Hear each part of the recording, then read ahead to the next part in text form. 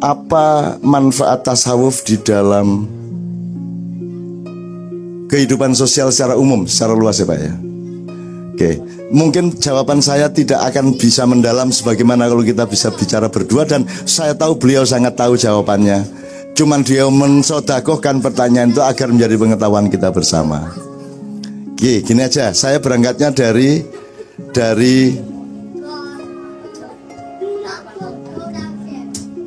saya berangkatnya dari, Anda ngerti ya, ada syariat, thariqat, hakikat, ma'rifat. Tapi saya ngomongnya yang gampang aja. Anda makan tuh karena ingin ngerakoti sesuatu atau karena ingin sehat? Nah, jadi syariatnya itu ngerakoti apa sih ya?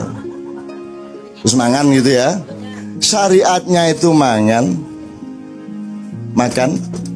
Hakikatnya sehat. Ma'rifatnya ya, thariqatnya mencari sehat, membangun sehat, ma'rifatnya sehat. Gitu enggak? Anda mencapai kesehatan berarti bermakrifat. Jadi sekarang bisa enggak makan tanpa urusan kesehatan? Bisa enggak? Bisa enggak Anda sehat tanpa makan? Bisa enggak mencapai kesehatan tanpa makan minum? Jadi seluruhnya menjadi satu kesatuan, betul enggak? Nah, cuman orang Indonesia sekarang kan fahamnya syariat kuliner. Jadi orang makan karena ingin makan itu, bukan karena ingin sehat. Enggak apa-apa. Anak kecil harus begitu. Kalau bapaknya yang begitu baru saya marah. Jangan dianggap kesulitan ya Bu ya. Enggak apa-apa. Anak kecil kok. Nah ibu ini yang pelayan karo bapak uber-uberan, nah itu ngelundasku itu ya. Gitu ya Bu ya. Oke. Jadi bisa nggak Anda sholat tanpa kerinduan kepada Allah? Bisakah Anda sholat tanpa menikmati pengabdianmu kepada Allah? Bisa nggak? Saya tanya lagi. Bisa nggak engkau sholat tanpa ingat Allah? Nah, bisakah atau bolehkah engkau ingat Allah tanpa sholat? Boleh. Tapi lebih khusyuk mana Anda ingat Allah dengan sholat atau tanpa sholat? Jadi antara ingat Allah dan sholat itu bisa dipisah nggak sebenarnya? Nggak bisa. Jadi tidak mungkin ada orang menjalankan syariat tanpa hakikat. Dan syariat hakikatnya ini adalah jalan atau thariqat untuk mendapatkan ma'rifat. Ma'rifat itu apa? Tercapai sesuatu. Ma'rifat itu adalah Anda belum tahu TV menjadi tahu TV. Anak kecil belum bisa hitung-hitungan jadi iso hitung-hitungan. Anak kecil untuk tahu 4 kali 2 sama dengan 8 itu kan perlu dikasih tahu. Ketika dia belum tahu 4 kali 2 sama dengan 8, dia masih belum bermakrifat. Begitu tahu 4 kali 2 adalah 8, itu namanya makrifat kecil. Jadi ketika Anda mulai mendarat, Anda tuh makrifat. Oh ini Amerika itu rek. Ternyata ya kotor dalane.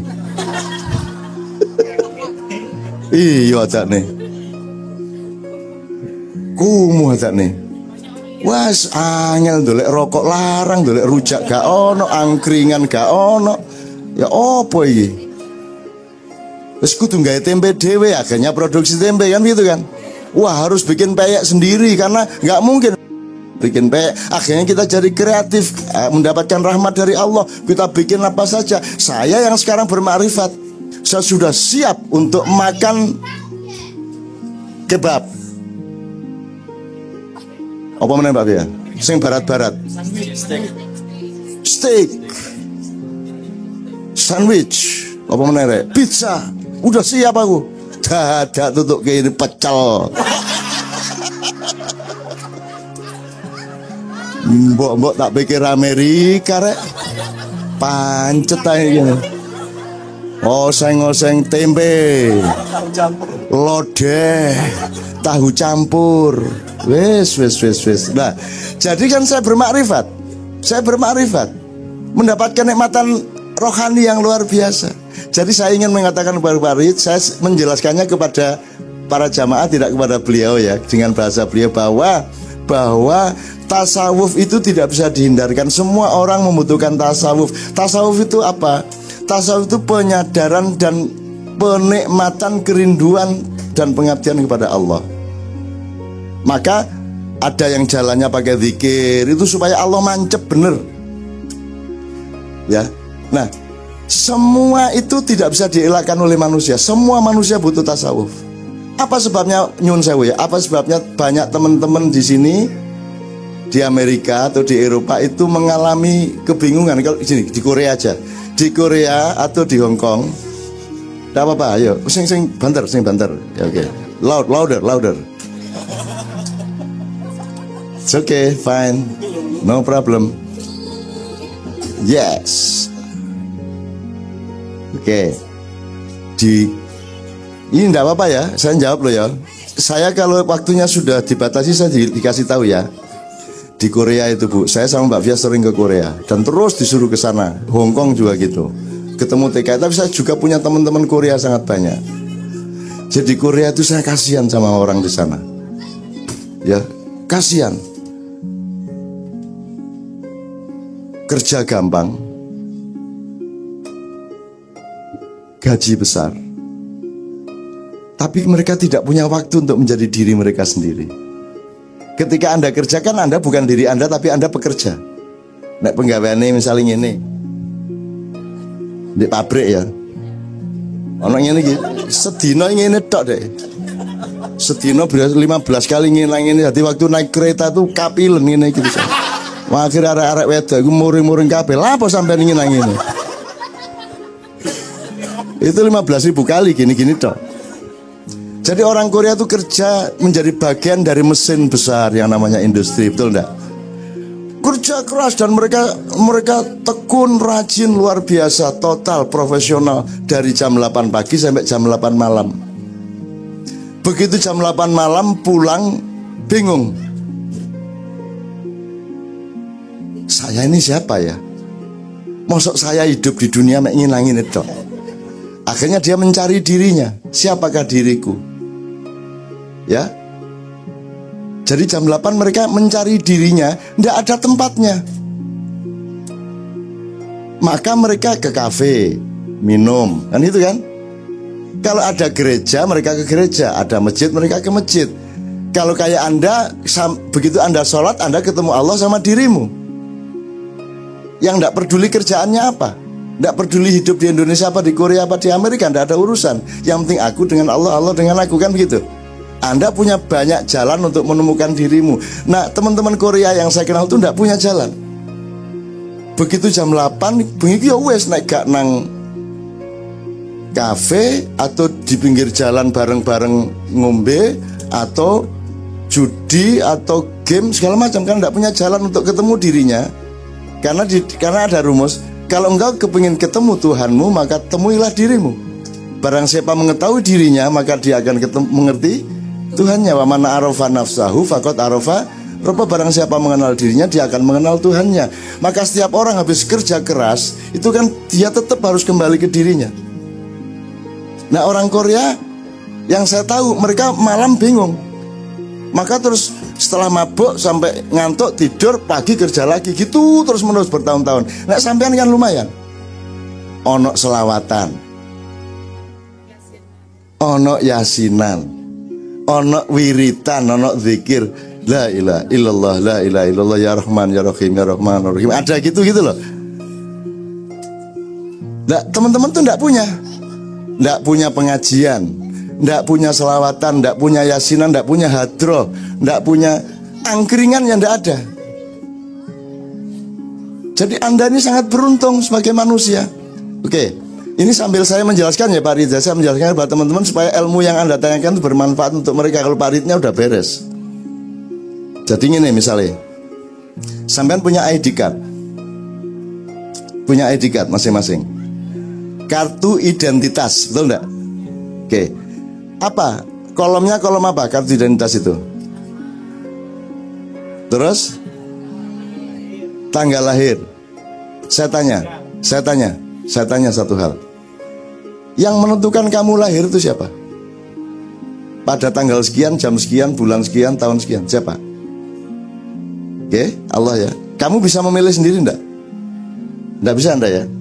Jadi itu bukan identitas, itu namanya personalitas. Segala sesuatu yang ditentukan Tuhan itu personalitas. Bahwa sampean jadi sampean, tidak jadi yang sampean. Bisa dibalik tak? Tidak bisa. Bahwa Anda tinggi badannya sampai gede itu segitu. Siapa yang menentukan? Itu Allah. Itu berarti personalitas. Jadi itu diri uluhiyahmu, diri ketuhananmu. Tapi kalau kamu bekerja di kantor, boleh milih enggak kantor apa warung? Nah, berarti bukan Tuhan yang menentukan, itu pilihanmu. Maka itu namanya identitas. Identitas adalah pilihanmu. Kamu PKB, kamu Demokrat, kamu PDIP, itu identitas karena itu pilihanmu. Tapi kalau kamu adalah kamu, itu pilihan Allah. Itu namanya personalitas, bukan identitas. Sekarang di dunia ini orang tidak ngerti bedanya personalitas sama identitas. Dia pikir namanya siapa, Mas? Santoso. Dipikir Santoso itu identitas. Kan bukan pilihanmu namamu. Siapa sing ngekek jeneng sampean? Bapak. Nah iya, itu bukan identitas. Itu personalitasmu. Bahwa engkau berambut keriting itu personalitasmu, karena kamu tidak bisa. Gak ono bapak ibu sira aku tak gaya anak keriting, gak ono ceritanya. Gak ono ceritanya. Bener ya? Nah, ketika Anda bekerja, itu Anda sedang mengerjakan identitas Anda. Tapi begitu Anda pulang ke rumah, temuilah personalitasmu. Temuilah dirimu yang sejati, dirimu yang dari Allah, dirimu yang dari Allah melalui orang tuamu dan leluhurmu. Itu yang dilupakan di Indonesia. Orang Indonesia tidak menghargai leluhurnya. Orang Indonesia tidak menghargai asal-usulnya. Bahkan Anda jadi orang NU, dari orang Muhammadiyah, jadi ISIS segala macam, Anda menomorsatukan ISIS dan menomorduakan Islam, betul tidak? Anda menomorsatukan NU dan menomorduakan Islam. Lebih penting mana, jadi Muslim apa jadi Nahdliyin? Muslim.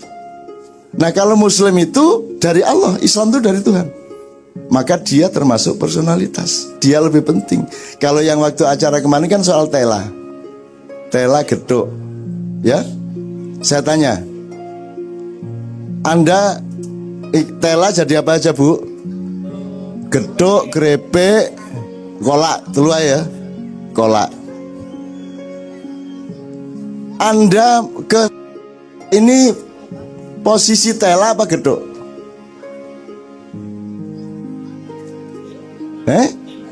Tela. Kalau tela berarti yang bikin tela siapa? Tuhan. Jadi siapa yang bikin Anda bukan pilihan Anda toh. Pilihan Anda karena Anda boleh ke Jepang, karena Anda boleh ke Taiwan. Tapi kalau Anda adalah Anda, itu pilihan Allah. Nah, jadi teman-teman sekalian, sekarang ayo kita kembali ke ketela. Jangan ribut soal gedok lawan krepek lawan kolak. Karena mereka semua menomorsatukan kolak, geduk dan kolak. Kemarin sudah saya kasih contoh di gedung itu. Kalau orang Jawa ayam berkokok apa? Kukuruyuk. Pak Aliang dari mana Pak Aliang sampean? Cirebon. Di Cirebon ayam berkokok bunyinya apa? Kukuruyuk. Kukuruyuk Pak. Sama dengan Jawa. Kalau Sunda, kongkorongkong. Madura kukurunu. Oh enggak, itu Banjar itu. Oh kukuluyu. Ya, kalau Cina kukuluyu kata dia, Pak. Oke. Iya, Mas. Apa itu? Barat. Suku Sududu. Apa gimana? Can we listen to it? Can we listen how the Western people sekarang saya tanya, yang benar yang Pak Riz bunyikan tadi, ataukah kongkorongkong, ataukah kukuruyuk, ataukah kukurunu? Yang benar yang mana? Aku tanya, yang mana yang benar? Yang benar itu ayamnya. Jelas ya? Yang benar itu ayamnya, karena ayamnya itu personalitas. Allah bikin kayak gitu. Terus kita mencoba menginterpretasikan, coba menirukan, kan begitu. Nah, Cara kita menirukan beda-beda. Orang Amerika menirukan tadi itu kayak Pak Ritz. Saya nggak bisa menirukan tuh Pak. Kalau orang Sunda menirukannya kongkorongkong, orang Jawa menirukan kukuruyu, orang Madura menirukan ayam tadi kukurunu. Kenapa kita saling menyalahkan di antara kukuruyu sama kukorongkong? Sekarang kan begitu yang terjadi di Indonesia. Saling menyalahkan. Padahal yang benar ayamnya itu. Kan gitu. Maka kalau kita kembali ke ketela, artinya kembali kepada yang Allah ciptakan. Ngerti ya Bu ya? Sebentar. Masuk kayak gak ngerti ya. Gini Bu, ini kayu apa Bu? Triplek terbuat dari kayu. Triplek yang bikin siapa? Dengan ilmunya dan teknologinya. Kayu berasal dari apa? Pohon. Yang bikin pohon siapa? Bisakah manusia bikin pohon? Jadi pernah manusia tidak kerja sama Tuhan? Enakmu dewe kon. Nyolong kayu terus kok gawe kursi, kok gawe tembok, terus kamu pikir itu karya kamu. Emang bisa manusia bikin kayu? Nggak bisa. Jadi kamu tidak pernah terlepas dari kerjasama dan manajemen bersama dengan Allah. Kan gitu. Nah pohon itu yang namanya personalitas. Triplek ini identitas. Karena pohon juga boleh dibiarkan jadi pohon aja, nggak perlu diapa-apain. Tapi kan manusia diberi akal sehingga dia bekerja sama Allah, mentakdirkan pasca kayu, dia takdirkan aja jadi triplek, jadi meja, jadi kayu, jadi pangkal gagang pisau dan seterusnya. Itu namanya identitas. Maka jadi cangkul, jadi keris, jadi parang dan seterusnya. Gitu ya Bu ya. Nah, Anda tidak bisa berhenti pada kayu tanpa menyadari pohon. Betul enggak? Anda tidak bisa berhenti pada pohon tanpa menyadari akar dan tanahnya. Betul enggak? Anda tidak bisa berhenti pada akar dan tanah tanpa menyadari yang menciptakan tanah, bumi, galaksi, planet, dan seluruh alam semesta. Betul enggak? Nah itu yang namanya tasawuf. Menelusuri kesadaran sampai ke pangkal kehidupan. Apa pangkal kehidupan itu? Apa? Yang paling pangkal itu apa? Bu, yang paling awal dari kehidupan. Loh, lahirlah dari bapak ibu. Sebelum lahir ada bapak ibu terus. Pangkalnya itu Tuhan. Gimana saya sampean ini? Kalau enggak ada Allah, ada Anda enggak? Kalau enggak ada Allah, ada bumi enggak? Kalau enggak ada Allah, ada alam semesta enggak? Kalau enggak ada Allah, ada manusia enggak? Kalau enggak ada Allah, ada setan enggak? Ayo. Jadi siapa yang bikin setan? Siapa yang bikin iblis? Siapa yang bikin Dajjal? Jadi kamu jangan marah sama iblis. Dia bikinan Allah, dia tugasnya berbeda, ngelatih kamu supaya imanmu kuat. Kalau nggak digoda oleh iblis, kamu tidak akan latihan. Semua pemain-pemain UFC, boxing, WBA, WBO itu punya sparring yang hebat. Dan Anda diberi sparring yang luar biasa, yaitu iblis yang punya anak namanya Dajjal dan punya turunan namanya setan. Itu sparring partnermu untuk membangun imanmu. Jadi jangan benci sama mereka. Tantangan, ayo wani gelut gitu. Tapi tidak pakai kebencian. Anda ini sukanya benci itu loh. Di mana-mana itu kebencian. Se-Indonesia itu benci semua Pak Eliang. Di Facebook itu isinya benci, betul enggak?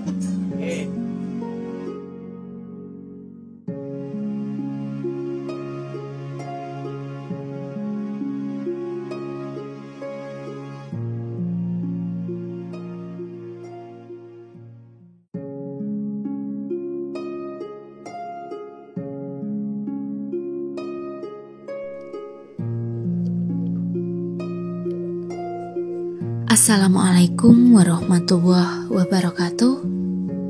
Akhlak tasawuf. Jika masih banyak yang menganggap tasawuf sebagai sesuatu yang asing, saya sangat dapat memahami tersebut. Tentu saja karena itulah kesan pertama kami sendiri ketika mendengar tasawuf pertama kali. Terlebih, kami tidak pernah menyangka bahwa tasawuf akan menjadi program studi yang menurut kami kala itu ada banyak sekali jurusan yang lebih seksi untuk menunjang karir masa depan. Tasawuf psikoterapi itulah nama lengkap dari program studi yang didirikan oleh Syekh Kamba pada 1998. Bagi kami, mahasiswa yang tertarik atau mungkin karena suatu kebetulan memilih prodi tersebut harus menghadapi banyak asumsi negatif mengenai tasawuf. Namun bagaimana jika tasawuf adalah sesuatu yang sangat akrab dengan manusia? Bahkan konon manusia hampa tanpa tasawuf dalam hatinya, tampaknya karena modernisasi tidak menepati janjinya untuk menghadirkan kebahagiaan dan memberi makna bagi kehidupan. Modernisasi memang tidak harus selalu dipandang dengan pandangan sinisme. Selain menimbulkan berbagai polemik, nyatanya modernisasi juga menjadi harapan baru bagi dimensi keilmuan dan dalam lingkup spiritual. Gagasan mengenai tarekat virtual adalah contohnya dan merupakan suatu terobosan bertarekat dari Syekh Kamba di zaman modern. Tarekat virtual timbul dari kajian dan pengamatan panjang mengenai Islam maupun tarekat itu sendiri. Contohnya, mengapa umat Islam tidak mampu mengubah suatu tatanan peradaban selama berabad-abad lamanya, sementara Nabi Muhammad mampu melakukannya dalam waktu 25 tahun. Bukan hal baru lagi jika menjadikan Muhammad dan Nabi sebagai alasannya. Dalam bukunya Kids Zaman Now Menemukan Kembali Islam, Syekh Kamba justru tidak menetapkan metode atau ajaran khusus dalam bertarekat. Meski menawarkan jurnal harian, pada dasarnya menurut Syekh Kamba, tarekat justru harus dilaksanakan berdasarkan kenyamanan dan ketulusan masing-masing. Suatu hari kami pernah bertanya kepada beliau tentang bagaimana tata cara atau amalan dalam tarekat virtual. Beliau menjawab, ketika saya mengajarkan tata cara atau amalan bertarekat virtual, maka saya sudah melenceng dari konsep tarekat virtual. Bertarekat adalah kesanggupanmu berkonsisten, bisa saja dengan membaca surah Yasin setiap selesai sholat isya atau yang lainnya, asalkan dijalankan secara kontinu dan menimbulkan transformasi diri. Memang harus diakui, tidak banyak ilmuwan yang menganggap bahwa tarekat tidak boleh tidak dijalankan. Karena bagi sebagian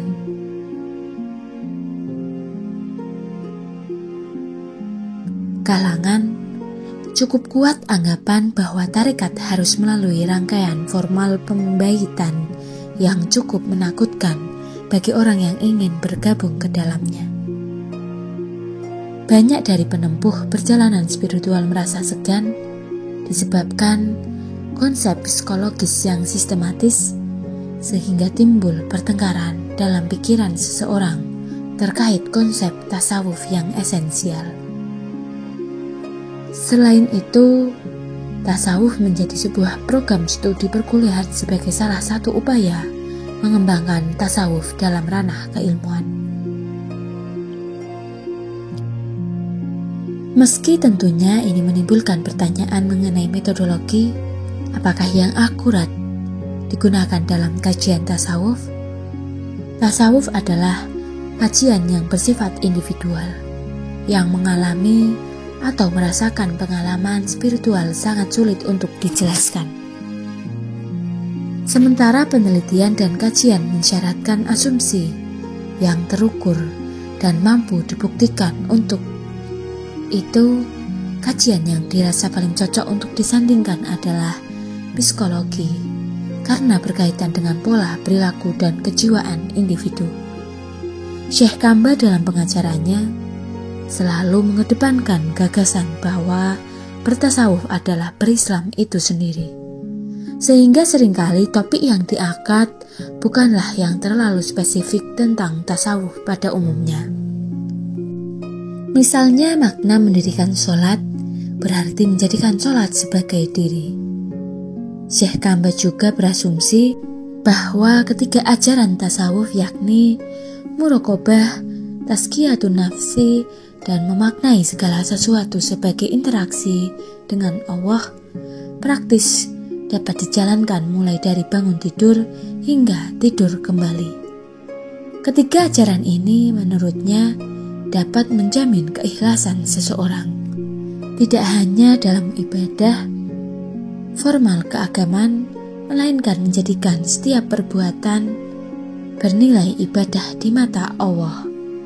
Syekh Kamba beberapa kali menyatakan bahwa Islam harus dikembalikan kepada kemurnian dan kesejatian ajaran Nabi Muhammad SAW, agar supaya tasawuf bukanlah sekedar kajian panjang yang dipisahkan dari ajaran Islam. Tasawuf justru menghadirkan nilai dan rasa pada setiap ibadah. Memaknai setiap ibadah yang dijalankan sangat memungkinkan tasawuf untuk menjadi gaya hidup seseorang. Gaya hidup yang murni dan tidak berusaha mendekatkan diri kepada kepentingan temporer. Syekh Kamba menyatakan bahwa dalam berguru dapat dilakukan secara virtual dengan mursyid yang mungkin tidak sezaman. Asalkan seseorang mengidolakan guru tersebut, sederhananya ini diibaratkan seseorang yang mengidolakan artis atau tokoh. Seseorang akan cenderung mengikuti sang idola, baik dari segi penampilan, perilaku maupun gaya bicara. Idola dapat dijadikan gerbang berguru dan meneladani seseorang. Mungkin inilah warisan yang dititipkan kepada kami untuk tetap berjumpa dengan Syekh Kamba. Salam rindu dan cinta kami untuk Syekh Kamba. Andaikan kita memandang Ma'iyah sebagai sebuah orkestra, maka di dalam orkestra itu kita tidak hanya menyaksikan para pemain musik yang piawai memainkan not demi not, sehingga alunan nada kita dengarkan. Yang tidak kita lihat adalah bagaimana partitur nada itu disusun. Bahkan naskah partitur pun kita hanya melihatnya dari jauh. Yang kita nikmati adalah hasil dari orkestrasi aransemen sebuah lagu. Itulah ma'iyah yang kita rasakan bersama hari ini. Dalam setiap orkestrasi, tidak boleh ada satupun unsur dari grup orkestra utuh tidak terlibat.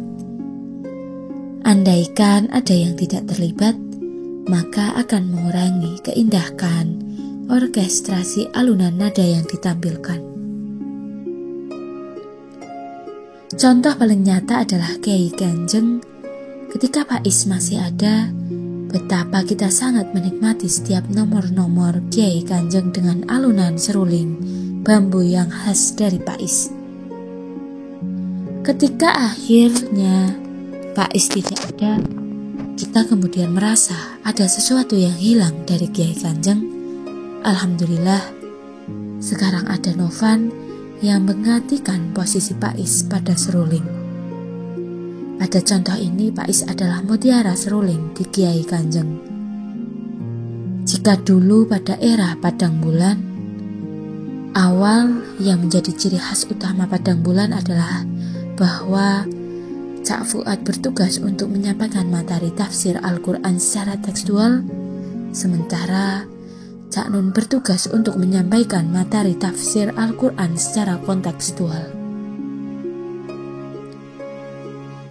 Melalui konsep tersebut, Padang Bulan menjadi sebuah forum revolusioner di awal 90-an. Lebih tepatnya, bahkan forum kajian Islam revolusioner. Dalam sebuah forum, Cak Fuad dan Cak Nun memandu berlangsungnya forum. Layaknya konduktor dalam sebuah orkestra, Cak Fuad dan Cak Nun meramu Padang Bulan menjadi sebuah tarian orkestrasi yang menarik dan diminati oleh banyak orang. Dan orkestra Ma'iyah hari ini semakin lengkap dengan hadirnya Syekh Nur Samad Kamba, sang mutiara tasawuf Ma'iyah. Sudah banyak cerita bagaimana kisah pertemuan Cak Fuad, Cak Nun dan Syekh Nur Samad Kamba pada awalnya, dan ada banyak kisah yang sangat romantis dalam persahabatan beliau bertiga. Yang pasti, Syekh Nur Samad Kamba melengkapi hasanah ilmu di Ma'iyah dengan ilmu tasawuf yang memang merupakan ekspertasi beliau. Suatu kali, seseorang sahabat menyampaikan kepada saya bahwa Ma'iyah adalah sebuah gerakan tarekat. Sempat saya terdiam ketika sahabat menyampaikan argumennya tersebut. Hingga kemudian saya teringat salah satu kalimat Gusmus tentang Cak Nun, mursyid tanpa tarekat. Dan kemudian apa yang dipaparkan oleh Syekh Kamba di beberapa forum Ma'iyahan semakin mempertegas argumen sahabat tersebut tentang bahwa Ma'iyah adalah sebuah tarekat. Kalau Ma'iyah adalah tarekat, kalau siapa mursyidnya? Kalau masih belum ketemu jawab, cobalah secara perlahan dengarkan kembali Sohibu Baiti. Pada setiap kesempatan di Ma'iyahan, Syekh Kamba menjelaskan secara akademis bagaimana Ma'iyah adalah sebuah gerakan tarekat. Mungkin ini bertentangan dengan pendapat banyak orang, tetapi Syekh Kamba dengan beberapa poin yang tentu saja merupakan hasil tinjauan akademisnya menemukan bukti bahwa Ma'iyah adalah gerakan tarekat. Simaklah puisi-puisi karya Mbah Nun pada seri 99 untuk Tuhanku. Banyak orang yang bahkan tidak bersentuhan dengan Ma'iyah menganggap bahwa puisi-puisi Mbah Nun dalam 99 untuk Tuhanku adalah karya-karya sufistik, karya yang bersifat religius yang penuh dengan simbol, metafora, dan isyarat-isyarat teologis. 99 puisi itu kemudian dipublikasikan ulang, bahkan oleh redaktur Ma'iyah dibuatkan desain khusus pada setiap puisinya. Untuk apa?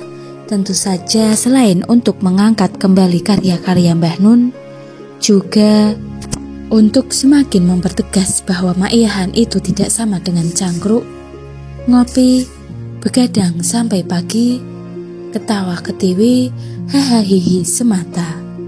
Bagaimana kemudian Syekh Kamba menjelaskan dalam bahasa akademis bahwa Tuhan itu tidak bisa dikonsepsikan, tidak bisa dipersepsikan, tidak bisa dipikirkan, apalagi dibayangkan sesuai dengan imajinasi manusia. Apa yang ada di benak kita tentang Tuhan hakikatnya bukan Tuhan itu sendiri. Mungkin bagi sebagian besar anak-anak Ma'iyah menganggap penjelasan Syekh Kamba sangat rumit, terlalu akademis dan jelimet. Tetapi sebenarnya apa yang dijelaskan oleh Syekh Kamba menjadi hasanah ilmu di Ma'iyah yang sebenarnya kita sangat membutuhkannya. Syekh Kamba adalah duta Ma'iyah di dunia akademis. Selama ini kita sangat jarang memiliki sosok yang mampu menjelaskan Ma'iyah di dunia akademisi. Padahal Ma'iyah sangat penting dan perlu untuk diinformasikan juga dalam bentuk jurnal. Misalnya, bersyukur kita memiliki Syekh Kamba di wilayah ini. Tentu saja, kita berharap ada sosok lain yang mampu berperan seperti Syekh Kamba untuk menjadi duta Ma'iyah di dunia akademis dan kampus. Bukan dalam rangka mempromosikan Ma'iyah, tetapi untuk memperkenalkan Ma'iyah dalam tinjauan akademis. Syekh Kamba telah melakukannya dalam tinjauan tasawuf. Sementara masih ada banyak jendela dan pintu yang bisa dijadikan pijakan untuk memperkenalkan Ma'iyah lebih luas lagi. Dalam sebuah tulisan di caknun.com, Syekh Kamba menjelaskan bahwa konsep segitiga cinta di Ma'iyah yang merupakan salah satu pondasi utama dalam dunia tarekat telah mampu dijelaskan dan dijabarkan oleh Mbah Nun dan sekaligus diterapkan aplikasinya. Syekh Kamba menjelaskan bahwa sebab Ma'iyah sangat terikat oleh cinta adalah karena hubungan yang intim dengan Allah dan Rasulullah tidak mungkin terbangun tanpa ketulusan, keikhlasan, dan kemurnian jiwa.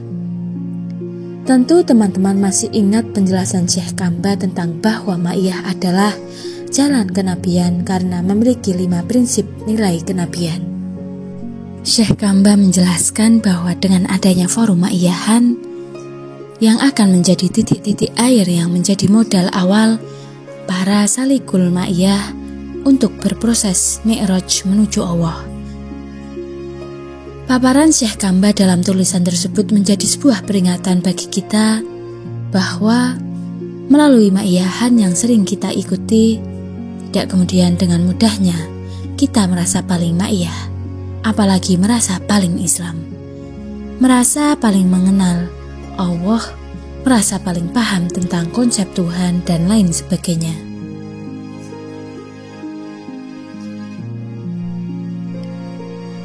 Sekian yang dapat saya sampaikan, semoga bermanfaat dan mohon maaf apabila terdapat kesalahan dalam penyampaian. Wassalamualaikum warahmatullahi wabarakatuh.